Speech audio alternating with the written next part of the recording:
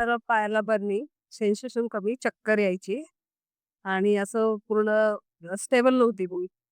आणि डावा हातात डाव्या हाताला दुखणं होतं म्हणजे म्हणजे कमी झाली होती त्याचं हे सगळं.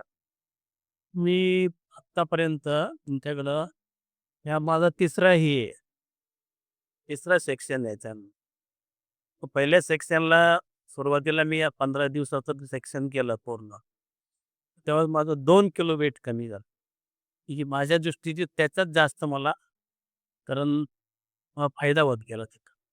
नंतर दुसऱ्या याला परत तसंच झालं. नंतर मग त्या काळात मग मी परत तिसरा केला. पण एकंदरीत तिथं शिकवण्याची पद्धत आणि लोकांना म्हणजे एक चांगल्या पद्धतीने ट्रीटमेंट देणं फार महत्वाची आहे.